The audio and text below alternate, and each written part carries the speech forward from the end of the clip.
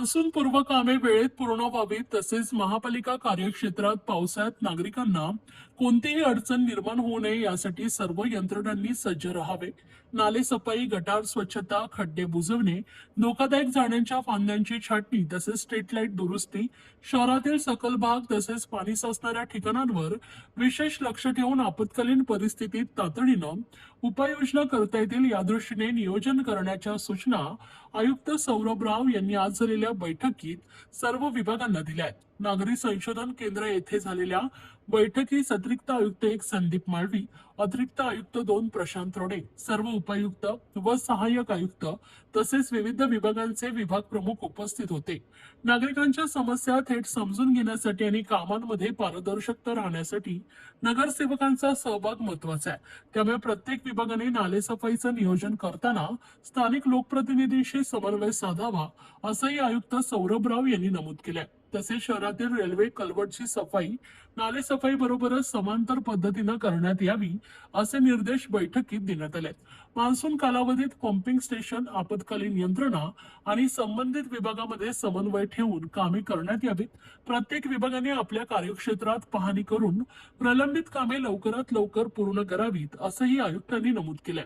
Monsoon काळात कोणत्याही प्रकारची आपत्कालीन परिस्थिती उद्भवल्यास तत्काळ प्रतिसाद देण्यासाठी मनुष्यबळ आणि साधन सामग्री उपलब्ध होईल या दृष्टीने नियोजन करावे। सर्व अधिकारी व कर्मचाऱ्यांनी सतर्क राहून नागरिकांना दिलासा मिळेल याची काळजी घ्यावी असेही आयुक्त सौरभ राव यांनी स्पष्ट केले। आजपासून संपूर्ण घोडबंदर रस्ता हा फेरीवाला मुक्त करण्याचे निर्देश संबंधित उपायुक्त व सहाय्यक आयुक्तांना यावेळी देण्यात आले। माजीवडा, मानपडा, वर्तकनगर या परिसरात रात्री उशिरापर्यंत अनधिकृतपणे व्यवसाय करणाऱ्या फेरीवाल्यांवर संपूर्ण मान्सून संपेपर्यंत दैनंदिन कारवाई सुरू राहिली पाहिजे असंही आयुक्तांनी नमूद केलंय। घोडबंदर रोडवर रस्त्यांची कामे सुरू आहेत। याबाबत शहरातील रस्ते व खड्डे दुरुस्तीच्या कामांबाबत MMRDA, मेट्रो व इतर शासकीय संस्थांसोबत समन्वय साधून सुरू असलेली कामे 31 मे पर्यंत पूर्ण करण्याबाबत समन्वय साधावा। जर कामे अपूर्ण राहणार असतील तर कामे आटपून रस्त्यावरील बांधकाम साहित्य उचलून रस्ते नागरिकांसाठी सुरळीत करावेत, याबाबत सर्व यंत्रणांना संबंधितांनी सूचित करावे असं आयुक्तांनी नमूद केलं।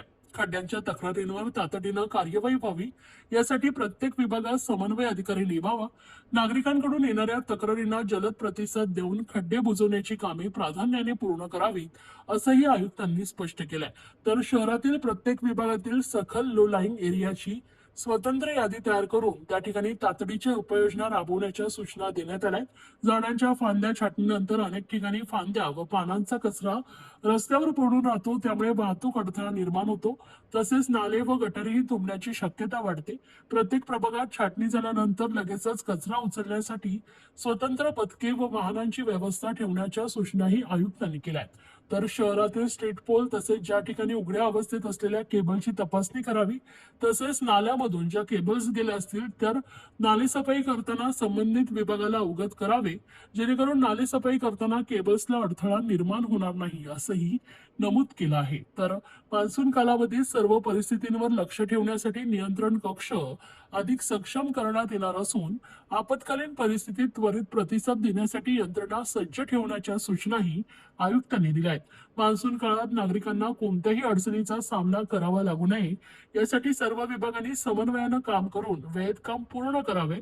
मान्सून कालावधीत सर्व अधिकाऱ्यांनी आपले भ्रमणध्वनी सुरू ठेवावेत असंही आयुक्त सौरभ राव यांनी स्पष्ट केलं आहे।